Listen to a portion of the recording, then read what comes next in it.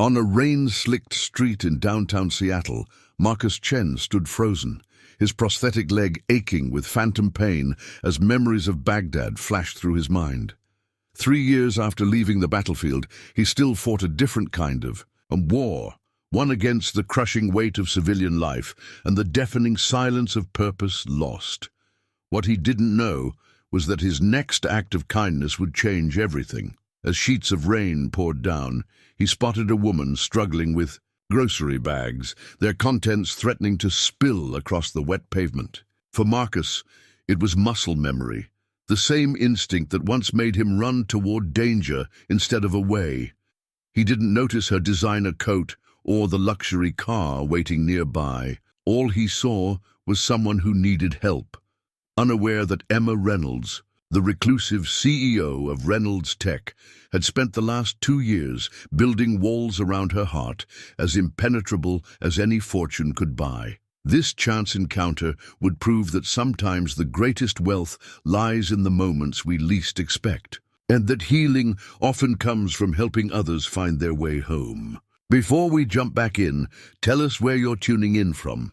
And if this story touches you, make sure you're subscribed, because tomorrow I've saved something extra special for you. The key scraped against worn metal as Marcus unlocked the door to apartment 4B. The modest one-bedroom in Seattle's Rainier Valley wasn't much, but it was his sanctuary, a place where he could let his guard down when the world became too loud. Today had been one of those days where even the simplest tasks felt like navigating a minefield of memories. Morning light filtered through thin curtains, illuminating walls decorated with framed photographs of his old unit. The 75th Rangers, 2nd Battalion, faces frozen in time, some now existing only in memory. His fingers traced the edge of his favorite photo, taken just days before the IED that changed everything. In it, he stood proudly with his team, all of them wearing slight grins that spoke of shared secrets and unshakable brotherhood. The familiar buzz of his phone pulled him back to the present. Mike, his former squadmate and now closest friend, had texted, "Group meeting at 0900. You coming?" The Veterans Support Group at the local VA center had become an anchor in Marcus's turbulent civilian life. Even on his worst days, when the phantom pain in his leg screamed louder than his thoughts, he made it there. Marcus moved through his morning routine with military precision, a habit 3 years of civilian life hadn't erased. Clean shirt, pressed pants, prosthetic adjusted, and checked. The coffee maker gurgled to life, filling his small kitchen with the aroma that reminded him of pre-dawn missions and post-patrol debriefings. At the VA center, fluorescent lights hummed overhead as Marcus helped Mike set up the circle of chairs. Other veterans filtered in, each carrying their own invisible weights. Some, like Marcus, bore physical reminders of their service. Others' scars ran deeper, hidden beneath careful smiles and cautious eyes. "Got a new guy coming in today?" Mike mentioned, his voice low. "Lost his leg in Afghanistan.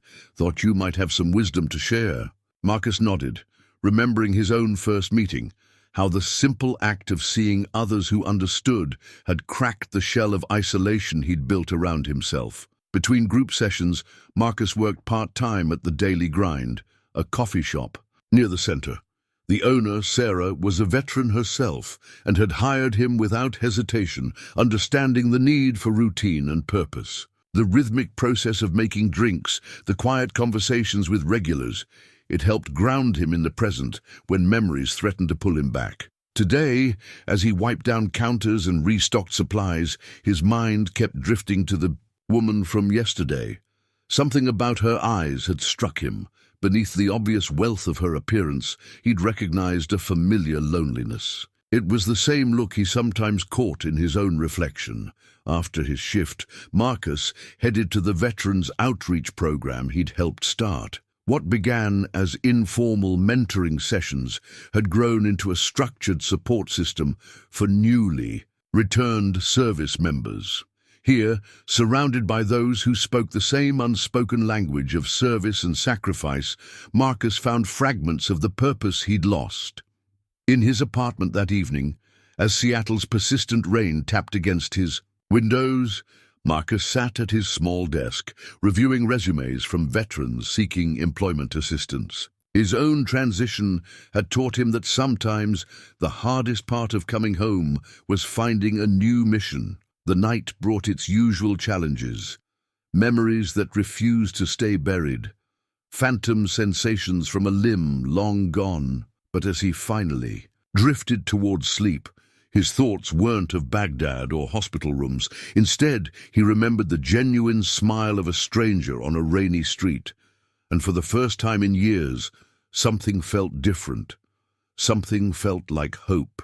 The Reynolds Tech Tower pierced the Seattle skyline like a gleaming sword of glass and steel, its 60 floors housing the empire Emma Reynolds had built from the ground up. From her penthouse office, she watched the city wake beneath a blanket of morning fog, the same view she'd shared with David before cancer took him. Some mornings, like this one, she could almost hear his voice planning their next innovation, his enthusiasm as infectious now in memory as it had been in life. Her assistant's gentle knock interrupted her reverie. "Ms. Reynolds, the board meeting starts in 10 minutes. Emma straightened her tailored blazer, armor for the battle ahead. Today's agenda included the quarterly review and, undoubtedly, more pressure about her public image. 2 years a widow, and they still couldn't understand why she hadn't moved on with one of their carefully selected suitors. The boardroom buzzed with artificial pleasantries as she entered. Thomas Bradford, the lead investor who'd never quite accepted answering to a woman half his age, launched immediately into his concerns. "Emma, the shareholders are worried. The company needs stability, a strong public image. Your continued solitude raises questions about leadership continuity." Emma's voice remained measured, a skill honed through years of being underestimated. "The company's performance speaks for itself, Thomas. Our Q3 profits are up 28% from last year, and the new quantum computing division is years ahead of our competitors." She moved through her presentation with practiced precision, each slide a reminder of why she sat at the head of this table. Later, in her private elevator, Emma allowed herself a moment of exhaustion. The constant performance, the endless scrutiny, it was a different kind of loneliness than the one she felt at home. Her penthouse apartment, despite its stunning views and perfect decoration, felt more like a museum than a home these days. Her phone buzzed with a message from her sister Catherine.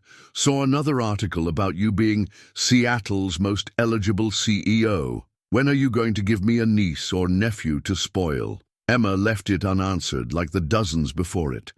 How could she explain that every carefully orchestrated date felt like a business transaction, every potential suitor more interested in her net worth than her worth as a person? The afternoon brought a series of meetings about Reynolds Tech's charitable foundation, the one part of her day that still sparked genuine joy. Today's focus was their STEM education initiative for underprivileged schools. As Emma reviewed the progress reports, she remembered teaching coding classes with David in their garage before Reynolds Tech became a tech giant. Back when their dreams were bigger than their bank account, and love meant splitting a cup of coffee because they couldn't afford two. Her last appointment was with the foundation's director to discuss new initiatives. "We should consider expanding into veterans programs," Emma found herself saying, surprising even herself. The image of the veteran who'd helped her yesterday flickered through her mind, his quiet dignity, the way he'd asked for nothing in. Return date evening found her in her home office, surrounded by screens displaying market analyses and project timelines. A half-eaten dinner from her private chef sat forgotten on her desk. Among the papers scattered before her was a magazine featuring her own face, the headline questioning when the Queen of Tech would find her king. Emma pushed it aside, her attention drawn to the rain-streaked windows. Yesterday's encounter kept surfacing in her thoughts. There had been something refreshingly real about him, a genuineness that stood in stark contrast to the polished facades she encountered daily. In that brief moment, helping her with bags that had cost more than some people's monthly salary, he'd looked at her like she was simply human.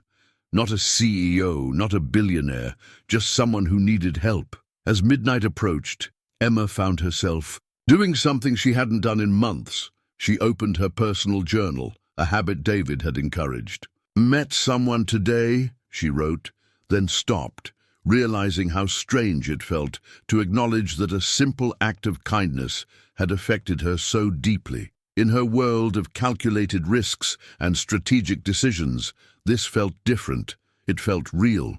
The city lights twinkled below as Emma finally prepared for bed, her mind still wandering to that rainy street corner.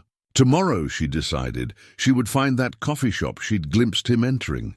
Not because he was part of some strategic plan or board-approved initiative, but because for the first time in 2 years, she felt genuinely curious about another person. In her world of artificial connections and carefully curated relationships, that alone felt revolutionary. The daily grind wasn't the kind of coffee shop that appeared in lifestyle magazines or social media feeds. Its worn brick exterior and slightly faded awning spoke of authenticity rather than artifice. Emma sat in her parked Tesla, heart beating, unexpectedly fast, as she watched people come and go through the streaked windows. She dismissed her driver for the day, ignored 3 calls from the office, and traded her usual power suit for jeans and a sweater that cost more than she'd intended. To let show. The simple act of walking into a coffee shop shouldn't feel this momentous, yet here she was, planning it like a corporate takeover. Inside, the aroma of freshly ground coffee beans and warm pastries wrapped around her like a comfortable blanket.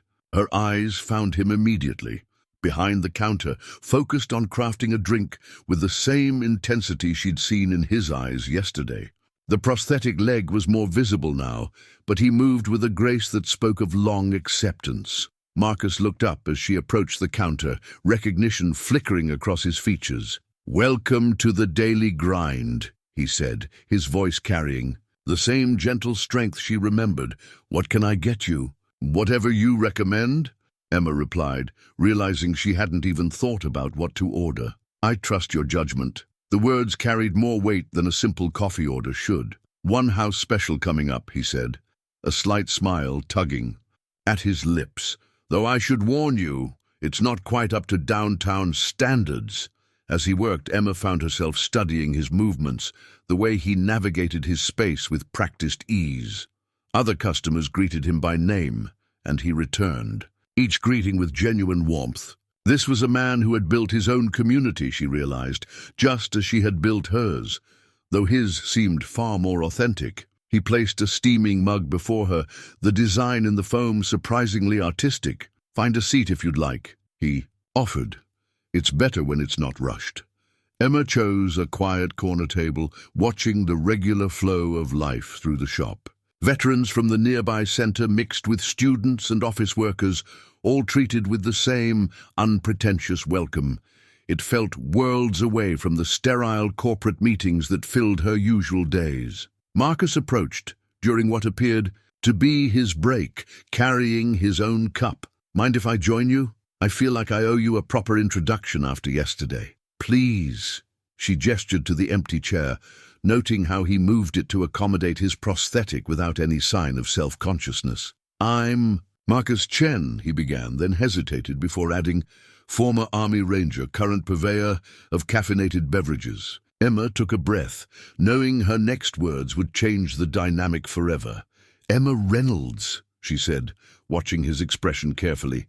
"CEO of Reynolds Tech, though I'd rather that not be the most interesting thing about me." The flicker of recognition in his eyes was followed by something else, not the usual calculation she was accustomed to seeing, but rather a gentle understanding. "That explains the designer grocery bags," he said with a slight smile, "though I have to admit, I'm more interested in why you chose to track down this particular coffee shop." Their conversation flowed with surprising ease. Marcus shared stories about the veterans programs he worked with, his passion evident in every word. Emma found herself talking about her early days with David, stories she rarely shared anymore, about coding in their garage and dreaming of changing the world. "He sounds like he was an amazing person," Marcus said when she mentioned David's passing, his voice carrying the weight of someone who understood loss intimately. "He was," Emma replied, surprised to find she could smile at the memory. "He always said success meant nothing if you forgot why you started in the first place." The afternoon slipped away, neither of them noting the passing time until Sarah, the shop owner, called out that they were closing soon. Emma realized with a start that she had missed 3 meetings and hadn't checked her phone once. "I should go," she said reluctantly, gathering her things. "Thank you for the coffee and the conversation." Marcus nodded, his expression thoughtful. "Thank you for finding us. It's not every day we get billionaires slumming it in our humble establishment." The gentle teasing made her laugh, a genuine sound that surprised them both. "The coffee was excellent," she said, "though I suspect the company had something to do with it." As she turned to leave, Marcus called after her. "Ms. Reynolds?" She turned back. "If you're ever in the mood for more subpar coffee and good conversation, we're here every day." Outside, in the growing dusk, Emma sat in her car for a long moment. Her phone was filled with missed calls and urgent messages, her calendar in disarray. Yet all she could think about was the way Marcus had listened to her stories about David. With genuine empathy, how he had shared his own struggles without seeking pity or advantage. She hadn't planned on what happened next.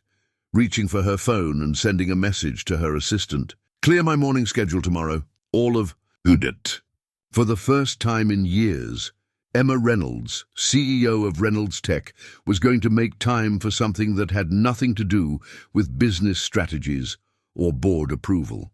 What she didn't know was that Marcus was watching her car pull away, his own thoughts turbulent. In his pocket, his phone buzzed with a message from Mike. "Isn't that the woman from yesterday, the one with the groceries?" Marcus typed back a simple response. "Yes, and I think she might just be the most genuine billionaire I've ever met."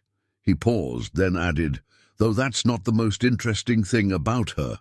That evening, Marcus sat on his worn couch, absently rubbing his prosthetic leg as he scrolled through news articles about Emma Reynolds. Each headline painted a picture that seemed at odds with the woman he'd spent hours talking to. Tech titans. Innovation revolution. America's wealthiest woman under 40, Reynolds Tech CEO declines another power merger. The numbers attached to her name made his modest apartment feel even smaller. His laptop screen glowed with an open email from the VA Center, the monthly budget report showing their constant struggle for funding. The contrast was stark. She probably spent more on coffee each month than his entire program's annual budget. His thumb hovered over her contact in his phone. She'd insisted on exchanging numbers, calling it practical networking. But what could he possibly say to someone who moved through life with that kind of power? Across the city, Emma stood in her penthouse kitchen, still in her casual clothes, ignoring calls from board members and her sister. She'd spent years building walls around herself, crafting an image of untouchable success. Yet today, sitting in that humble coffee shop, she'd felt more like herself than she had since David died. Her phone buzzed with a text from Thomas Bradford. "Saw the photos online. Please tell me you're not slumming it for publicity." Attached was a grainy photo of her entering the daily grind, already circulating on social media. The comments ranged from curious to cynical, everyone trying to decode her strategy. The next morning, Marcus arrived at work to find several unfamiliar cars parked outside the daily grind. Inside, a handful of people sat with expensive cameras poorly hidden, pretending to be normal customers. Sarah pulled him aside, her expression concerned. "They've been here since opening. Apparently someone important visited yesterday." His heart sank as he watched one of them snap a photo when he wasn't looking. This was her world, where every move was documented and analyzed. He thought about the veterans who came here for peace, for a safe space away from judgment. How long before their sanctuary became a spectacle? Emma's morning brought its own challenges. Her sister Catherine burst into her office, waving her phone. A coffee shop? Really? Do you know what people are saying? After 2 years of turning down every eligible bachelor in Seattle, you're suddenly spending hours with a... She caught herself, but the unspoken word hung in the air. A what, Catherine? A veteran, a barista, someone who actually sees me as a person rather than a merger opportunity. Emma's voice carried an edge that made her sister step back. I had coffee with someone interesting, that's all. It's not a scandal or a strategy. But as she watched the social media storm brew, theories about publicity stunts, charity initiatives, even crisis management, Emma felt the weight of her position bearing down. Every choice she made affected not just her, but thousands of employees who depended on Reynolds Tech's stability. In his apartment that night, Marcus faced his own demons in the bathroom mirror. His reflection stared back, combat scars visible above his tank top, the empty space where his leg should be. What could he possibly offer someone like her? His phone showed 3 missed calls from Mike, probably wanting to talk about the situation. Instead of returning them, he found himself typing a message to Emma. Sorry about the paparazzi. This probably isn't what you signed up for when you wanted decent coffee. The response came quickly. I'm the one who should apologize. You and your friends shouldn't have to deal with this. Then a moment later, for what it's worth, it was the best coffee I've had since David died.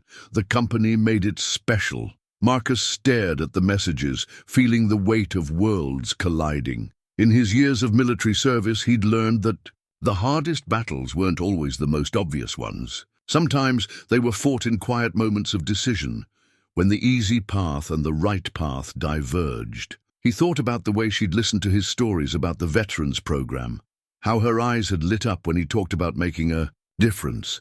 There had been nothing artificial about her interest, nothing calculated about her smile. In a world that had taught him to be cynical, she had somehow slipped past his defenses. Finally, he typed back, "Coffee's the same price tomorrow, if you're willing to brave the cameras." The response was immediate. Some things are worth the risk.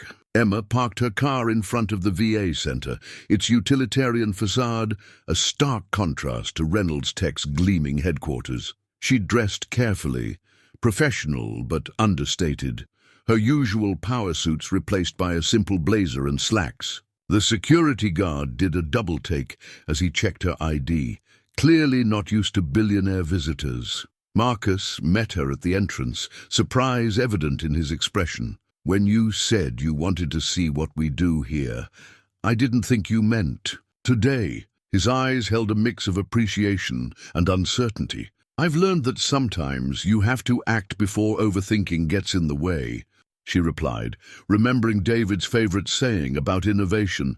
Move fast, break things, but never break people. Inside, the fluorescent-lit hallways told stories of budget constraints and making do. Emma noticed Marcus watching her reaction, perhaps expecting dismay at the modest surroundings. Instead, she found herself noting the warmth in the interactions between veterans, the sense of community that no amount of money could manufacture. Mike was leading a support group session, and Marcus hesitated at the door. "You don't have to," he began, but Emma was already taking a seat in the circle. The veterans glanced at her, then at Marcus, but Mike simply nodded and continued. One by one they shared their stories of war, of coming home, of rebuilding lives piece by piece. Emma listened, really listened, hearing echoes of her own isolation in their words.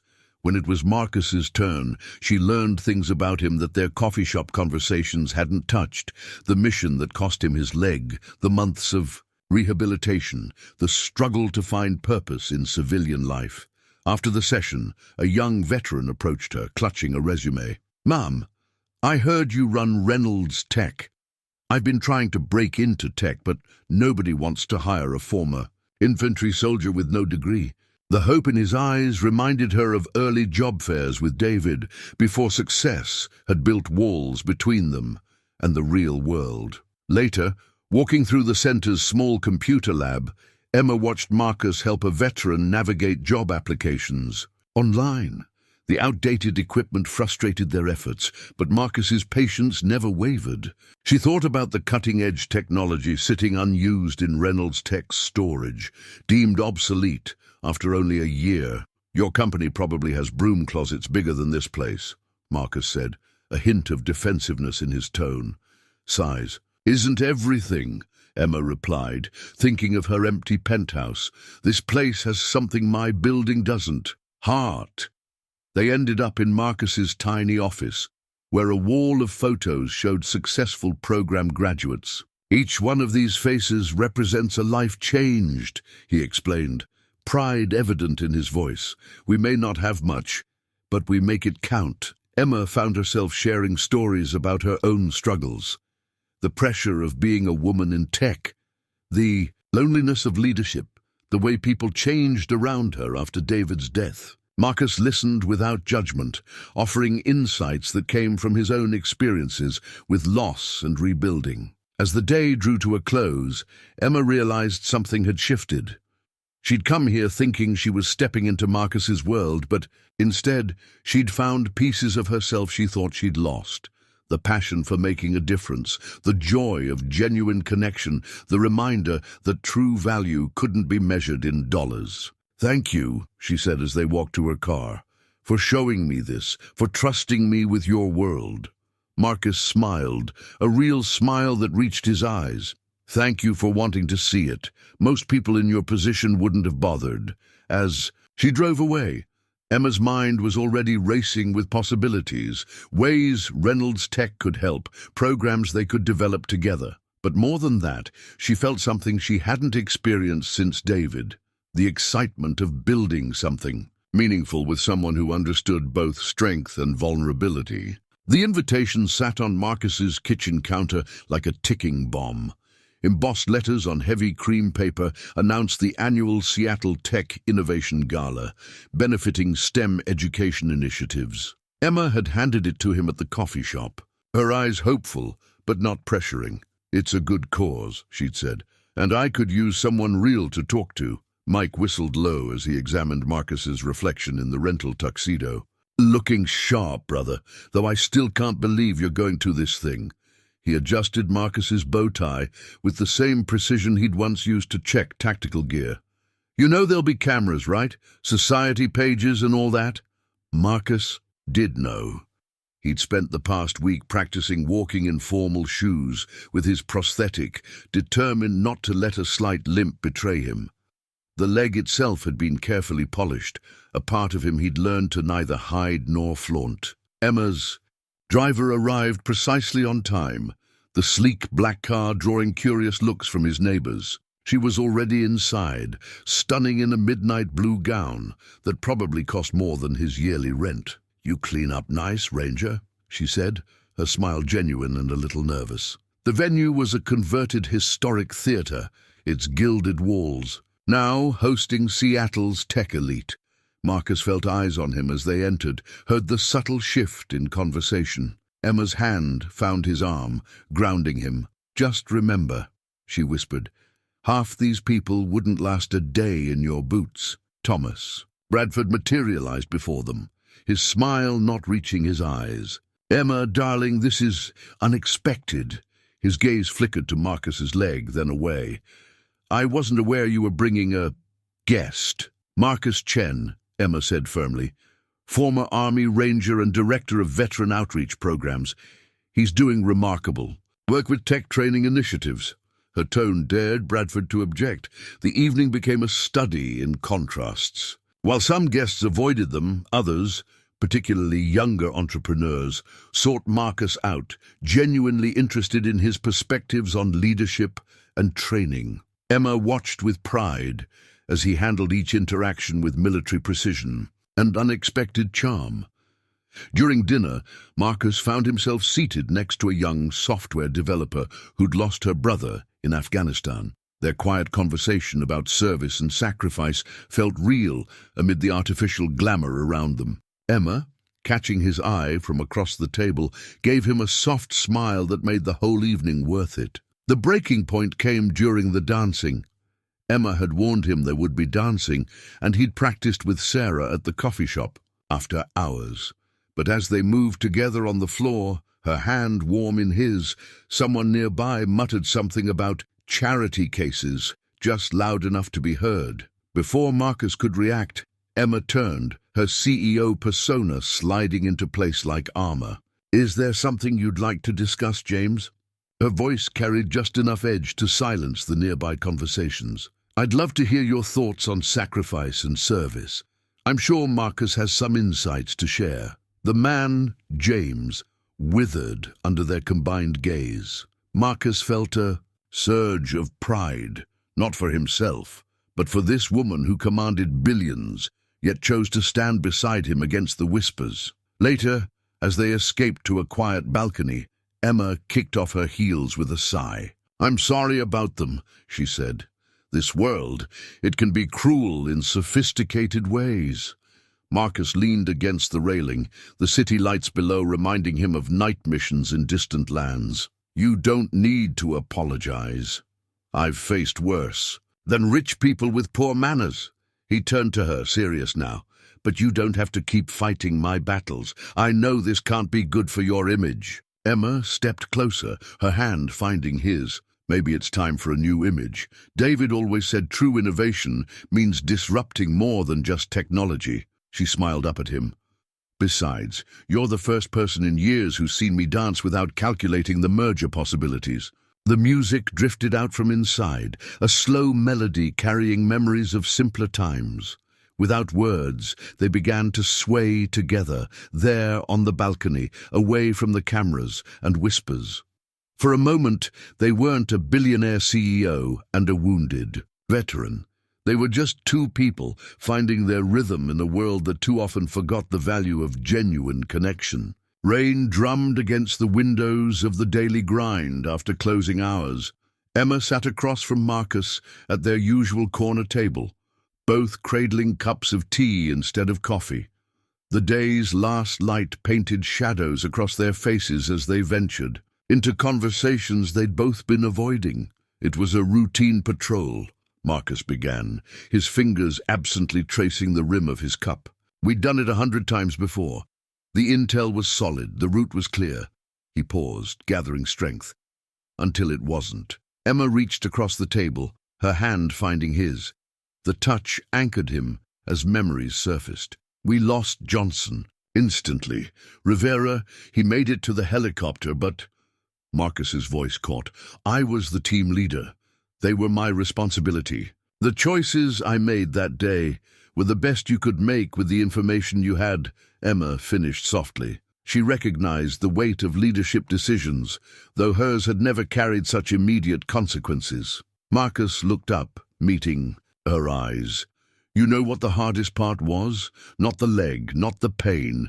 It was coming home to a world that had no idea, where people thank you for your service, but don't want to hear what that service really means." In the quiet that followed, Emma found herself sharing her own buried pain. "The day David died, I was in a board meeting. Some acquisition deal that seemed so important at the time." Her voice trembled slightly. "He'd been sick for months, but we both kept pretending he had more time. I was at the office instead of with him, because that's what he wanted, for the company to keep running, for his dream to live on. The last thing he said to me was about the company's future.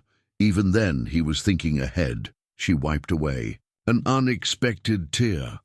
"Sometimes I wonder if I've been hiding behind his dream instead of living my own." Marcus listened, really listened, in a way few people had since David's death. "Maybe that's what drew us together," he said thoughtfully.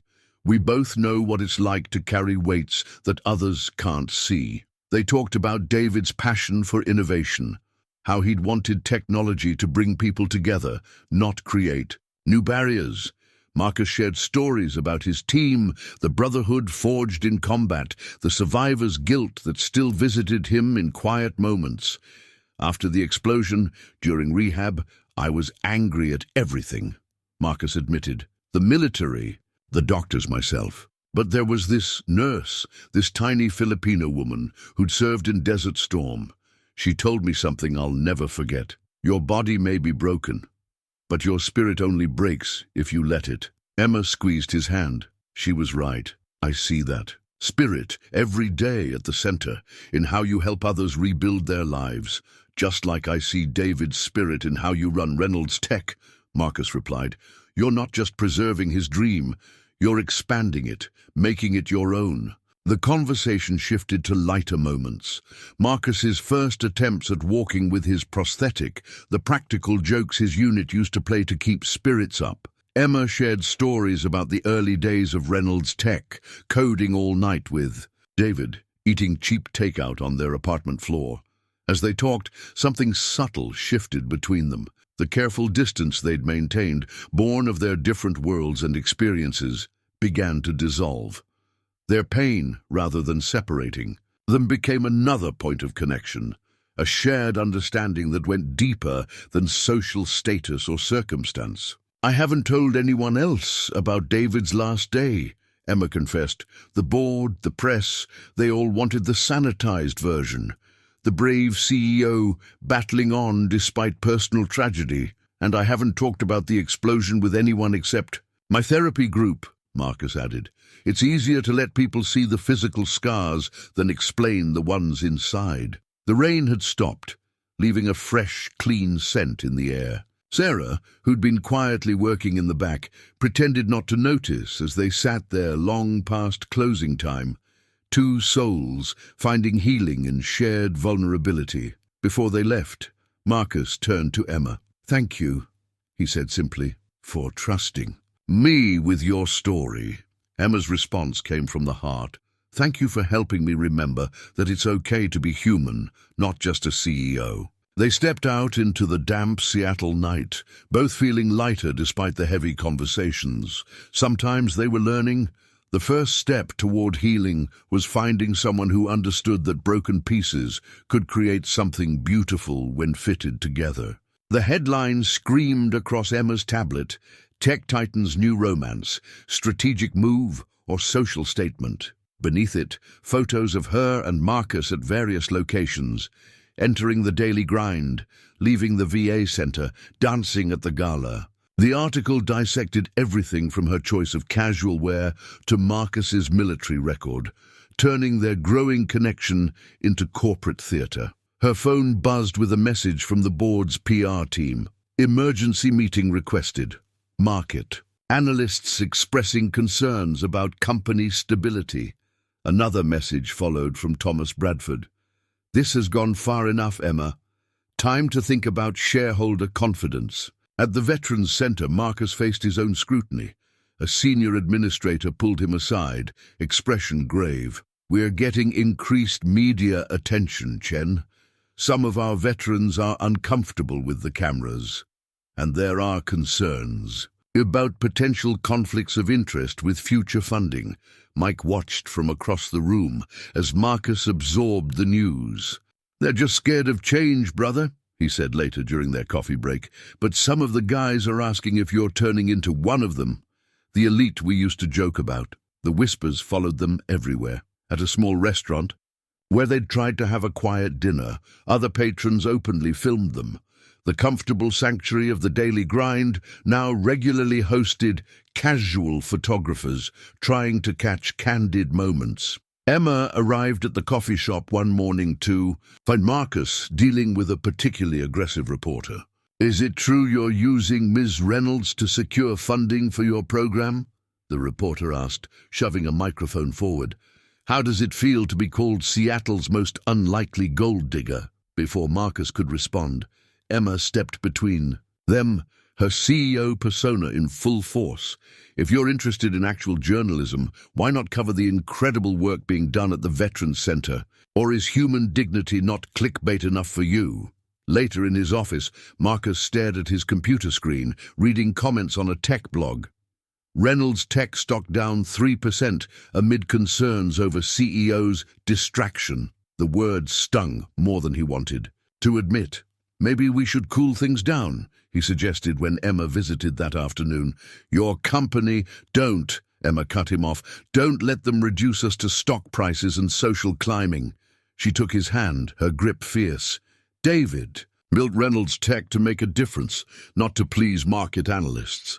And for the first time since losing him, I remember why I fell in love with that vision. But the pressure was relentless. At a veterans support group meeting, a new member refused to share, citing concerns about media exploitation. Some of Marcus's most vulnerable veterans stopped coming, unwilling to risk exposure. Emma faced similar challenges in her world. Major investors began scheduling private meetings with board members. Competitors whispered about emotional instability affecting leadership decisions. Even her sister Catherine had switched from enthusiasm about Emma finally dating to concern about brand impact. The breaking point came during a routine visit to the VA center.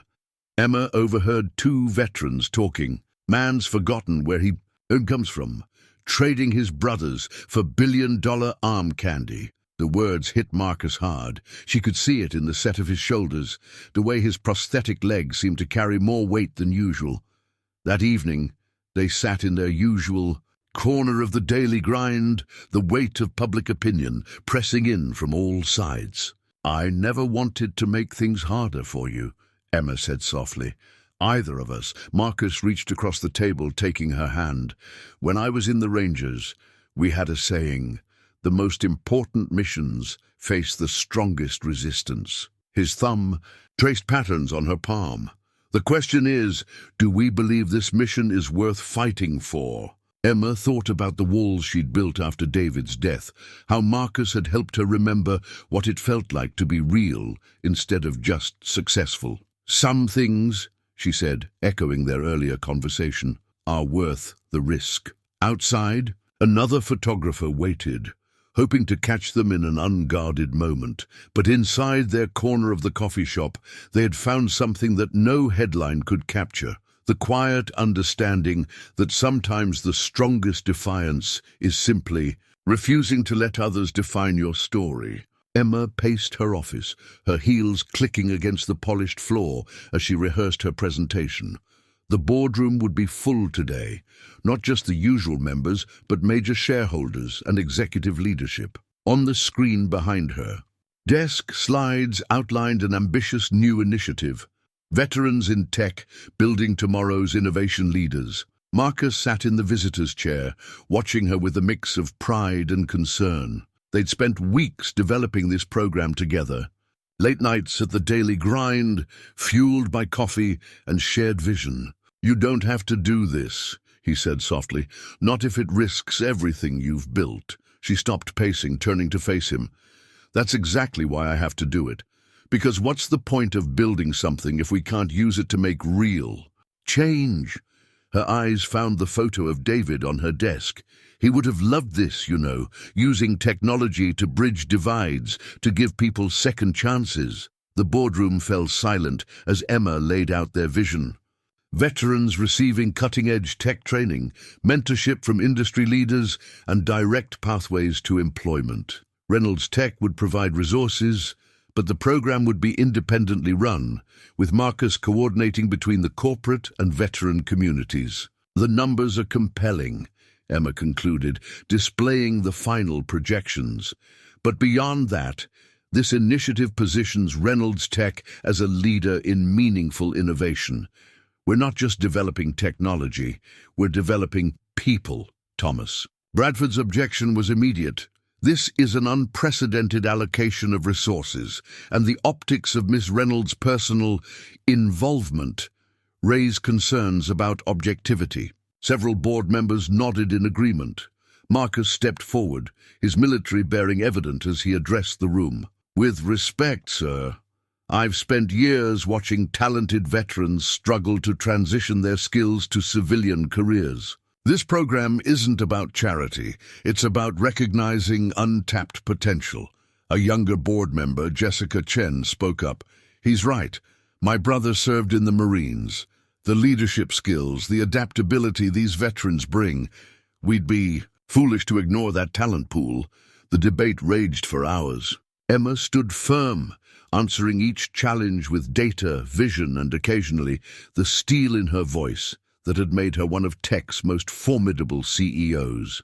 David built this company on the belief that technology could empower people, she reminded them. This program honors that legacy. Finally, the votes were tallied. The initiative passed, though narrowly. As the board members filed out, Bradford lingered. I hope you know what you're doing, Emma. Mixing personal and professional rarely ends well.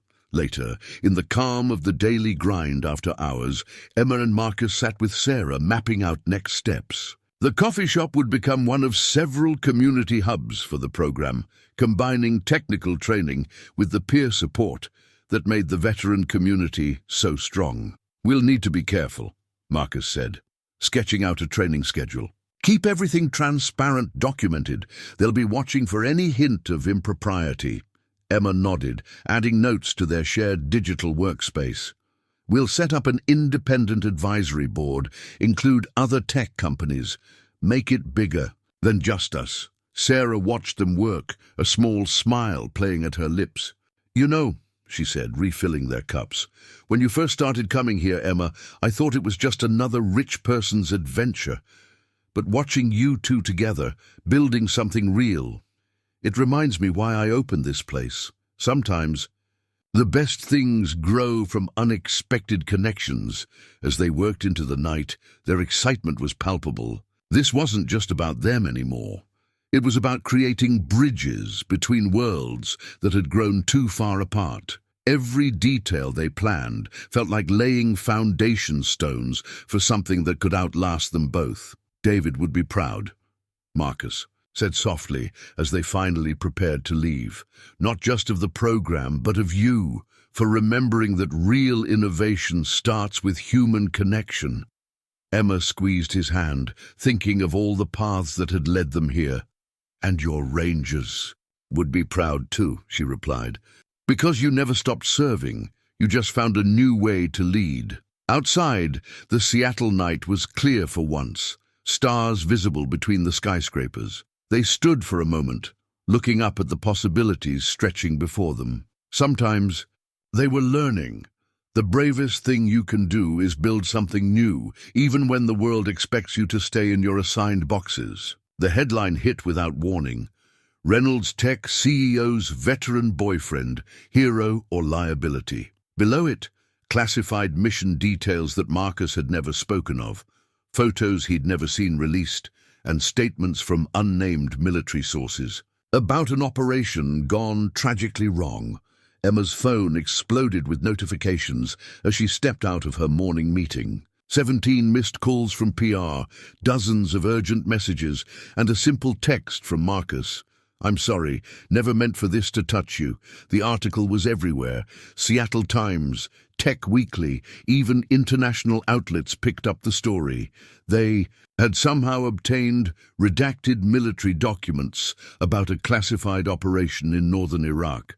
The mission that had cost Marcus his leg, and 3 of his men their lives. Sources claimed Chen's leadership decisions led to unnecessary casualties. The article stated, questions remain about the full extent of his responsibility for the failed operation. Emma's PR team huddled in her office, damage control scenarios flying. We need to distance the company immediately, one suggested. Release a statement about performing due diligence. Get out. Emma's voice cut through the chatter like steel. All of you, out now. At the VA center, chaos reigned. News vans clogged the parking lot, reporters shouting questions at anyone in uniform. Inside, Marcus sat in his office, surrounded by concerned faces. Mike stood guard at the door, turning away journalist after journalist. They're twisting everything. Mike growled, his loyalty to his former commander evident in every tense line of his body. That mission, they don't know what really happened. They weren't there. Marcus stared at the photo on his desk, the one of his full team before that day. Johnson, Rivera, Martinez, he said softly.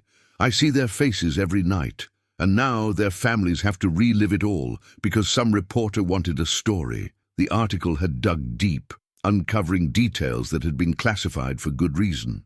It painted a picture of a mission gone wrong, decisions made under extreme pressure and the devastating consequences. But it left out crucial context, the impossible choices, the intelligence failures that had put them in that position. Emma's town car pulled up to the VA center's back entrance.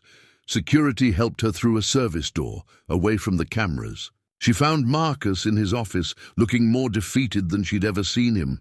"You should go," he said without looking up. "Your board's probably having collective heart attacks right now.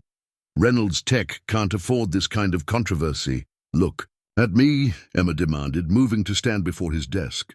When he didn't, she circled around, forcing him to meet her eyes. "Do you really think I care about stock prices right now?" "You should," he replied bitterly. My company was built on integrity." She cut him off. "David and I promised each other we'd never let fear of public opinion stop us from doing what's right. I'm not starting now." Her phone buzzed again. Thomas Bradford. She declined the call. "Tell me what really happened," she said softly. "Not the classified details. Tell me what they got wrong about you." Marcus was silent for a long moment. "We had bad intel," he finally began. "The target location was supposed to be clear of civilians. It wasn't.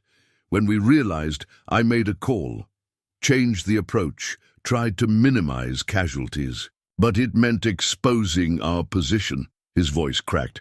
"3 of my men died because of my decision. 3 more lived, along with 12 civilians. I live with that math every day." Emma took his hand, feeling the slight tremor in it. "You made an impossible choice, trying to save innocent lives. That's not failure, Marcus, that's humanity." "The families of my men might disagree," he said quietly. "Have you asked them?" The question hung in the air. Then Mike spoke from the doorway. "Already did. Martinez's widow is on line 1. She's pretty pissed about the article." Marcus stared at the blinking phone line. Emma squeezed his hand. "Answer it," she said softly. "Face it head on. That's what leaders do." The next hour changed everything. Maria Martinez didn't just defend Marcus. She eviscerated the article's implications. "My husband died trying to save innocent lives," she told him, her voice clear over the speakerphone. "He believed in you, in the call you made. Don't you dare let them tarnish that sacrifice." The other families followed. Johnson's parents, Rivera's sister. Each one reaching out, not with blame, but with support. Each one angry at the media's exploitation of their loved ones' memories. Emma watched Marcus absorb their words, saw the weight of years of self-blame begin to crack. She thought about her own guilt over not being with David at the end, how sharing that burden with Marcus had helped her heal. "I should release a statement," Marcus said finally after the last call ended. "Take responsibility, protect the program." "No," Emma interrupted. "We release a statement, together, about honor, about impossible choices, about what real leadership means." She met his eyes. "Unless you're going to try to protect me again by pushing me away." A ghost of his usual smile touched his lips. "Would it work?" "Not a chance, Ranger." Outside, the media circus continued. Emma's phone kept buzzing with urgent messages from the board. But in that small office, surrounded by photographs of fallen heroes and saved lives, 2 people who understood the weight of leadership held on to each other, preparing to face the storm together. Dawn broke over the Cascade Mountains, painting the snow-capped peaks in shades of gold and rose. Marcus stood on the worn deck of his grandfather's cabin, coffee growing cold in his hands as he watched the sunrise. 3 days had passed since he'd left Seattle without a word, driven through the night to this remote sanctuary where cell service was a distant memory. The cabin held memories of healing after his medical discharge, months spent rebuilding strength, learning to walk again, finding peace in the solitude. Now it felt more like hiding, despite what he'd written in the letter he'd left at the daily grind for Emma. Sarah had tried to stop him from leaving it. "You're making a mistake," she'd said, refusing to take the envelope at first. "This isn't protection, it's fear. Inside his truck, he'd packed enough supplies for a month. The military had taught him to be prepared, but it had also taught him that sometimes retreat was necessary to protect what mattered most. Reynolds Tech's stock had dropped 15 points since the article. Emma's leadership was being questioned in every major tech publication. He'd seen the words emotional judgment and compromised objectivity too many times to count. The veterans program they'd worked so hard to build was under scrutiny. Potential partner companies were backing out, citing concerns about controversy. Everything Emma had built was at risk, and he knew exactly where to place the blame. Inside the cabin, a satellite radio provided his only link to the outside world.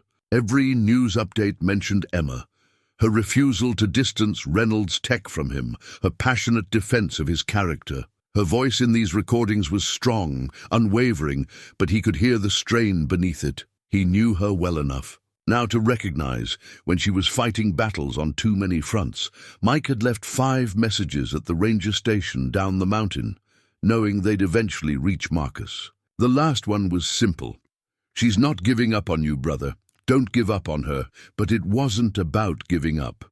It was about recognizing that sometimes love meant stepping back, letting someone else's light shine undiminished by your shadows. Emma deserved the chance to preserve her legacy, to honor David's memory without carrying the weight of Marcus's past. As the sun climbed higher, Marcus's leg ached with remembered pain and present regret. He thought about Emma waking up in Seattle, probably already in meetings, fighting battles he'd left her to face alone. The urge to drive back was almost overwhelming. Instead, he went inside and pulled out his laptop, opening the document he'd been working on since arriving.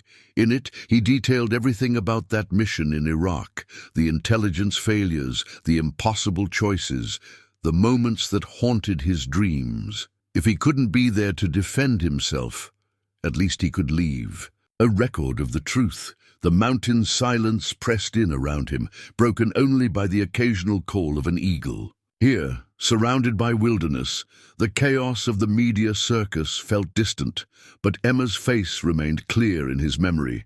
Her strength when defending him to the board, her gentleness when he finally shared his darkest moments, her unwavering belief in their shared vision of making a difference. As evening approached, bringing with it another spectacular sunset, Marcus stood again on the deck. In the Rangers, he'd learned that true courage sometimes meant standing your ground against impossible odds, but he'd never faced odds quite like this, where victory meant risking someone else's dreams, and retreat felt like both cowardice and nobility. The stars began to emerge, brilliant in the mountain sky, and Marcus remembered a night at the daily grind when he'd told Emma about finding peace in these mountains. She'd understood without him having to explain, just as she'd understood so many things about him that he'd never been able to put into words. In the distance, a wolf howled, a lonely sound that echoed something deep in his soul. He'd come here, seeking clarity, hoping the solitude would confirm his decision to step away. Instead, with each passing hour, the emptiness felt less like protection and more like punishment. Not just for him, but for someone who had already lost too much. To fear and expectation, Emma sat in her home office, surrounded by stacks of papers and multiple screens displaying classified military documents. Her security clearance as a defense contractor had finally proved useful for something beyond business. It had given her access to the complete unredacted files about Marcus's final mission. Mike sat across from her, his face grim as he filled in the gaps that even official documents couldn't capture. "The intel said the building was an insurgent headquarters," he explained. "But when we got there, we found families, women, children. The insurgents were using them as human shields. The official report was clinical in its details. Mission compromised by presence of civilian hostages. Commander Chen initiated alternative extraction protocol, resulted in team exposure. 3 casualties sustained during extended engagement. What they don't say," Mike continued, his voice tight with old pain, is that Marcus had a clear shot at the target. Taking it would have completed the mission, but the civilian casualties. He trailed off, letting Emma connect the dots. He chose to save the innocent lives, Emma said softly, even knowing it meant putting his team at greater risk. We all knew the risks when we signed up, Mike replied. But making that call, carrying that weight, that's what real leadership looks like. And those reporters, they don't have a clue what it means to choose between bad and worse when both options cost lives. Emma's phone buzzed with another message from Thomas Bradford. Board meeting tomorrow. Final decision on company dissociation from Chen initiative. She ignored it, focusing instead on a particular paragraph in the mission report that caught her eye. Commander Chen remained in exposed position to provide covering fire while civilians were evacuated, she read aloud. Despite severe injury from IED detonation, maintained tactical control and ensured complete civilian extraction before accepting medical evacuation. Mike nodded, lost his leg saving a little girl who'd frozen in the open. Never even mentioned it in his own report. Just listed it as injury sustained during civilian protection protocol. Emma thought about Marcus, alone in his mountain cabin, carrying this burden of honor that others had twisted into scandal. Her eyes fell on a photo of David on her desk. "What would you do?" she whispered to his memory. The answer came immediately, clear as his voice had ever been. Choose truth. Choose courage. Choose love. She turned to Mike. "I need you to get me everything. Statements from the families Marcus saved, testimony from your team members, documentation of his recovery and work with veterans. All of it." "What are you planning?" Mike asked, though his smile suggested he already knew. "I'm done letting others control this narrative," Emma replied, her CEO persona sliding into place. "It's time to show the world what real heroism looks like. Not just on the battlefield, but in the choices we make when everything is on the line." She worked through the night, building a presentation that couldn't be ignored. The full story, not just of one mission, but of a pattern of ethical leadership under impossible circumstances. Marcus's work with veterans, the lives he'd helped rebuild, the bridges he'd built between military precision and humanitarian compassion. Dawn found her, still working, now drafting a statement that would either salvage or sink her position at Reynolds Tech. She didn't care which. David had always said that a company's true value lay not in its stock price, but in its courage to stand for something real. Her phone lit up with a text from Sarah. "He's still up there. Still thinks he's protecting you. Time to show him what protection really looks like." Emma looked out at the Seattle sunrise, thinking of another sunrise over the Cascades, where Marcus was probably standing right now, trying to shoulder his burdens alone. Well, she'd learned a few things about burden sharing since meeting him. "Call the board," she instructed her assistant. "Emergency session, and contact every major tech news outlet. It's time they heard the real story of what leadership means." As she gathered her materials, Emma caught her reflection in the window. Tired. Eyes but straight spine, David's determination and her own unwavering strength combined. Sometimes protection meant not letting someone else walk away out of misplaced nobility. Sometimes love meant fighting harder when the other person had forgotten how to fight for themselves. The Reynolds Tech boardroom had never been so full. Board members, major shareholders, press representatives, and even military officials filled the seats. Emma stood at the podium, her presentation ready behind her, David's wedding ring on a chain around her neck, a reminder of what it meant to stand for something real. "Before we begin," Thomas Bradford interjected, "the board has prepared a statement distancing Reynolds Tech from recent controversies." "No," Emma's voice cut through the room like a blade.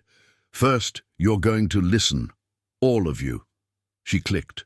To the first slide, a photograph of Marcus's full team before that fateful mission.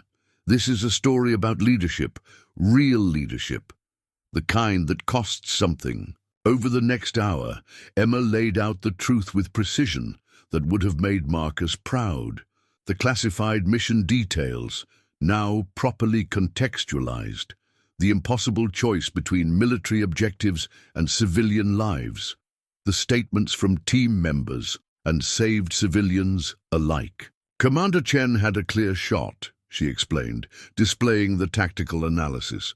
Taking it would have completed the mission and likely saved his men. It also would have killed 12 innocent civilians. He chose a harder path, one that cost him his leg and 3 of his brothers in arms, one that saved innocent lives and preserved our military's moral standing. She played video testimonials from the families of the fallen soldiers, each one defending Marcus's decision. Maria Martinez's voice rang clear. My husband died following a leader who refused to sacrifice innocent lives for expedience. I couldn't be prouder of his sacrifice. The room sat in stunned silence as Emma continued, shifting to Marcus's work with veterans. This is what real innovation looks like, she declared, showing the impact of their joint program. Not just technological advancement, but human advancement, building bridges between worlds that desperately need to understand each other. Thomas Bradford stood, his face flushed. The stock has dropped 20 points. Investors are fleeing. You have a responsibility. To what? Emma challenged. To profits over principles? That's not why David and I built this company. She turned to face the entire room.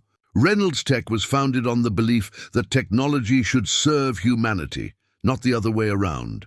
Marcus Chen embodies that principle more than anyone I've ever met, except David himself. She clicked to her final slide, a split screen, showing the Reynolds Tech mission statement alongside Marcus's military commendation. You want to talk about responsibility? Let's talk about the responsibility to stand up for what's right, to recognize that true leadership isn't about avoiding controversy. It's about facing it with integrity. The board cannot support this position, Bradford warned. We'll be forced to take action. Emma smiled, a sharp expression that reminded everyone how she'd become one of Tech's most formidable CEOs. Take all the action you want. But first, let me be clear about what you're acting against. She straightened to her full height. You're not just opposing my personal choice in relationships. You're opposing a program that's already changed. Hundreds of veterans' lives. You're opposing ethical leadership and moral courage. You're opposing everything this company was built to stand for. She removed her presentation remote and placed it carefully on the podium. So make your choice. But know this, I've made mine. If Reynolds Tech can't stand for real values, then maybe it's not the company David and I dreamed of building after all. The room erupted in chaos as reporters rushed to file their stories. Board members huddled in heated discussion, but Emma stood unmoved at the podium, her eyes finding the portrait of David that hung in the boardroom. She could almost see him smiling. Her phone buzzed with a message from Mike. Live feed reached the mountain. He heard every word. Emma felt a weight lift from her shoulders. Let the board deliberate. Let the stock price fall. Some things were worth more than market value.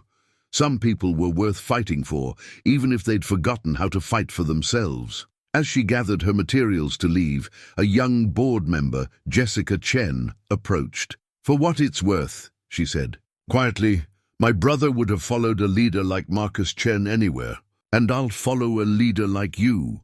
Emma nodded, understanding the support being offered. Sometimes revolutions started small, with one person standing up, then another.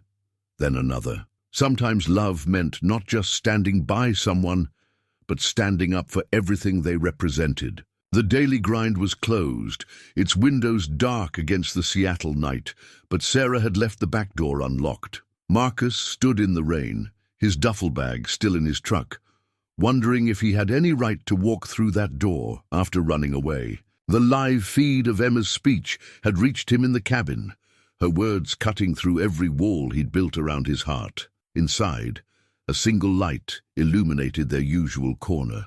Emma sat there, still in her business suit from the board meeting, her hair falling loose from its usual perfect arrangement.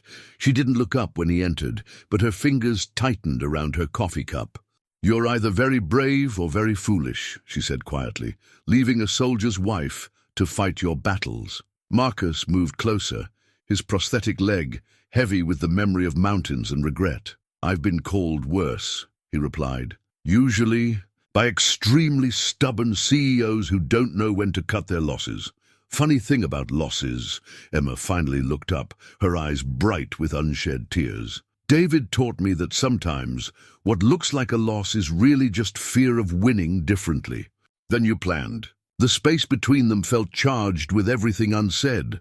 Marcus took another step forward. "You shouldn't have done it," he said softly. "Risking everything you've built. You shouldn't have run." Emma cut him off, standing to face him.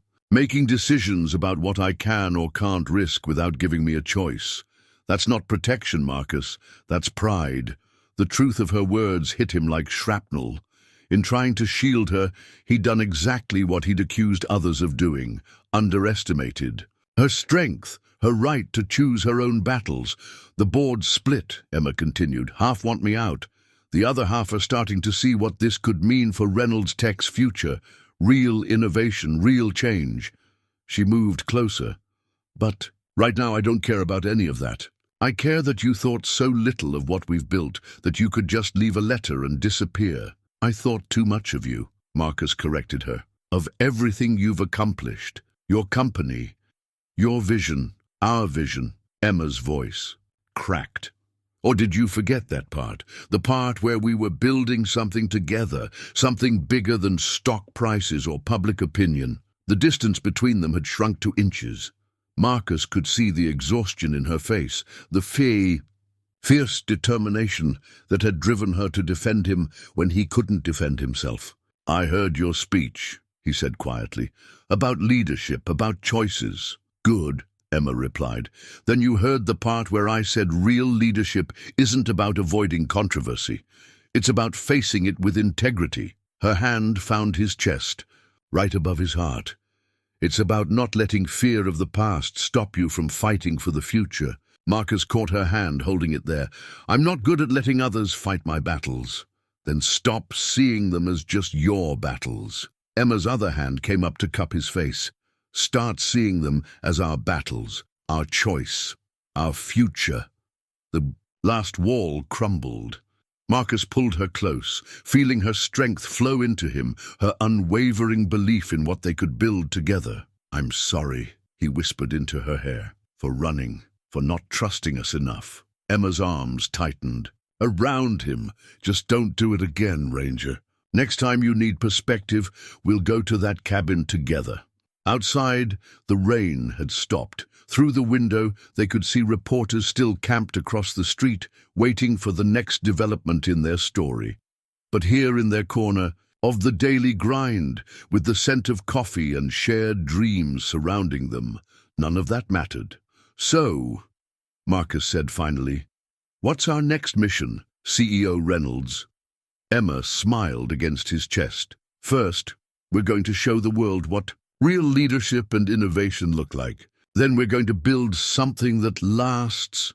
She pulled back to meet his eyes. "Think you're up for that kind of long-term deployment?" Looking into her eyes, Marcus saw not just his own reflection, but a future he'd stopped believing in after that day in Iraq. "Yes, ma'am," he replied, the soldier's response carrying a lifetime of commitment. Ready and willing. 6 months later, the daily grind hummed with a new kind of energy. The coffee shop had become the unofficial heart of the Veterans in Tech program, its walls now lined with both military memorabilia and cutting-edge tech displays. Sarah had expanded into the space next door, creating a dedicated training center where veterans could learn coding and digital skills between coffee breaks. Emma stood at the back of the room, watching Marcus guide a group of veterans through an advanced cybersecurity module. Her presence no longer drew stares or whispers. She was just another regular here, albeit one who occasionally took calls that affected global markets. "Your company's stock has not only recovered," Thomas Bradford had admitted in their last board meeting, "it's reaching new highs. The program is being hailed as a model of corporate social innovation." He'd paused, then added quietly, "I was wrong about him, about all of this.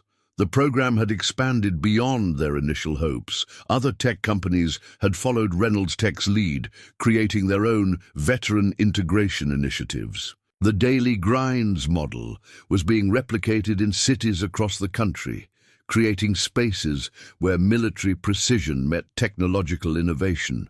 Marcus's voice carried across the room as he explained a complex coding concept, his natural leadership style drawing his students in. These days, his prosthetic leg often went unnoticed, overshadowed by his ability to bridge the worlds of military discipline and tech creativity. The sight made Emma smile, remembering their first coffee here. They'd come so far from that rainy a day when a simple act of kindness had opened the door to something extraordinary.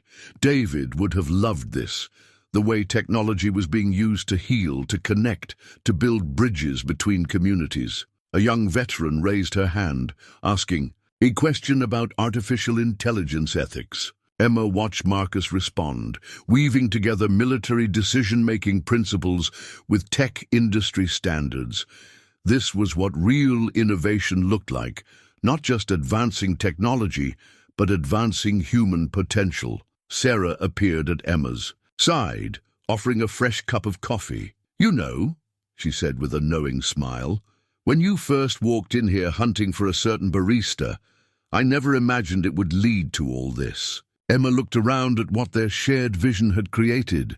Veterans finding new purpose, tech experts learning from military precision, two worlds discovering how much stronger they were together. "Sometimes," she replied, "the best innovations come from unexpected connections." The evening light filtered through the daily grinds windows, casting long shadows across floors that had witnessed the beginning of their story. Marcus had asked Sarah to close the shop early, though he hadn't told her why. Some moments, he'd learned, deserved their own space. Emma was due any minute, thinking she was coming for their regular evening coffee and program review. She didn't know that Mike had helped Marcus set up earlier, or that Sarah had prepared their special corner. With subtle decorations and Emma's favorite blend, the ring in Marcus's pocket carried more than just its material weight. He'd had it made from a combination of materials. Titanium from a decommissioned military aircraft like the ones that had carried his team into battle, merged with a band of platinum and David's original wedding ring, which Catherine had secretly provided after becoming one of their strongest supporters. The bell above the door chimed. Emma walked in, still in her CEO attire, her face softening into a smile at the sight of their corner's soft lighting. "What's all this?" she asked, taking in the intimate setup. Marcus met her by their usual table, his heart racing with a different kind of mission anxiety. "Remember that first day you came looking for me here?" he asked, taking her hands in his. "You said you trusted my judgment about coffee." Emma's eyes sparkled with understanding and emotion. "Best decision I ever made. You trusted me with more than just coffee choices," Marcus continued, his voice steady despite his racing heart.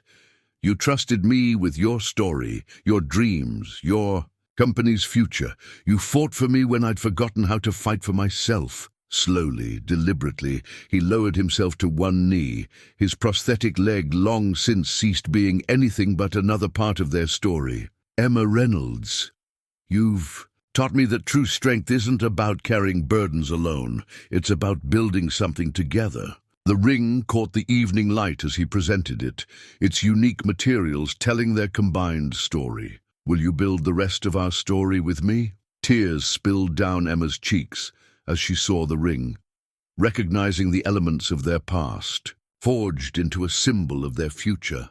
"Yes," she whispered, then stronger. "Yes, soldier, that's an order." Marcus slipped the ring onto her finger, and as he rose to kiss her, applause erupted from the back room. Sarah, Mike, and their closest friends emerging from their hiding spots to celebrate. Through the windows, the Seattle sunset painted the sky in colors of promise, a new chapter beginning where their story had first started. The wedding venue surprised everyone. Not a luxury hotel or exclusive resort, but the renovated community center adjacent to the VA facility. The space had been transformed, military precision meeting elegant design in a way that perfectly represented the couple. Veterans in dress uniforms mingled with tech executives in formal wear. Sarah had set up a gourmet coffee bar, serving specially crafted blends named after significant moments in Marcus and Emma's journey. The first meeting blend was, of course, served in the rain-spattered cups that had become their trademark. Emma walked down the aisle alone, carrying a bouquet that included David's favorite flowers, alongside military service ribbons from Marcus's unit. Her dress was elegantly simple, allowing the ring on her finger, that unique blend of military titanium and David's platinum, to tell their story of paths converging and love transcending boundaries. Marcus stood at attention in his dress uniform, his prosthetic leg polished to a military shine, surrounded by his groomsmen, Mike and fellow veterans who'd been part of their journey from the start. The look in his eyes as Emma approached spoke of missions completed and new adventures beginning. Their vows reflected their shared vision. Emma promised to always fight beside him, never for him, recognizing his strength while offering her own. Marcus vowed to trust in their combined forces, to never retreat from their shared battles, to build rather than protect. Thomas Bradford, now one of their strongest allies, watched from the audience as two worlds seamlessly united. The Veterans in Tech program had expanded nationwide, changing countless lives and reshaping corporate culture. What had started as a controversial romance had become a blueprint for innovative social change. The reception featured touches from both their worlds, military tradition meeting corporate innovation. A sword arch of veterans stood alongside an archway of floating holographic displays showing their journey. The first dance was to a song performed by a band of veteran musicians who'd found new purpose through their program.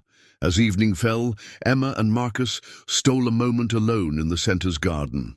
"Think we've earned our coffee break, soldier?" she teased, her head resting on his shoulder. "Copy that, CEO Reynolds Chen," he replied, holding her close as the stars began to appear above them. Behind them, the sounds of celebration continued. Veterans and tech innovators, board members and baristas, all brought together by a simple act of kindness on a rainy Seattle street. Their love story had become more than just their own. It had become a testament to the power of seeing beyond boundaries, of building bridges instead of walls, of finding strength in unity rather than division. The future stretched before them, bright with possibility and rich with purpose. Together, they had proven that true innovation wasn't just about technology. It was about the courage to rewrite the rules, the strength to stand against doubters, and the wisdom to recognize that the greatest adventures often begin with something as simple as helping someone carry their groceries in the rain.